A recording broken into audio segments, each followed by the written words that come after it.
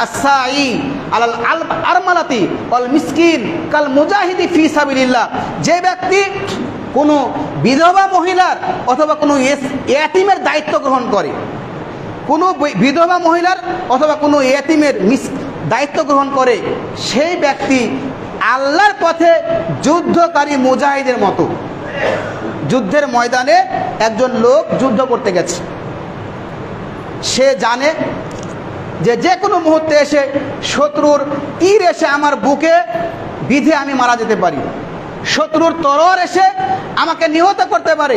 এরকম জীবনকে বাজি রেখে যুদ্ধের ময়দানে আপনার ঝাঁপিয়ে পড়ে যুদ্ধ করলে যেই মর্যাদা রয়েছে, আপনি যদি একজন বিধবা মহিলার, সেই বিধবা মহিলা আপনার মা হতে পারে, সেই বিধবা মহিলা আপনার ভাবি হতে পারে, সেই বিধবা মহিলা আপনার বোন হতে পারে, সেই বিধবা মহিলা আপনার প্রতিবেশী হতে পারে, যেই হোক না কেন, যদি আপনি সেই বিধবা মহিলার দায়িত্ব নেন অথবা কোনো মিসকিন কোনো ইয়েতিমের দায়িত্ব নেন, তাহলে আল্লাহ রাসূল বলছেন যে ওই ব্যক্তি হচ্ছে যুদ্ধের ময়দানে যুদ্ধরত মুজাহিদের মতো তার মর্যাদা।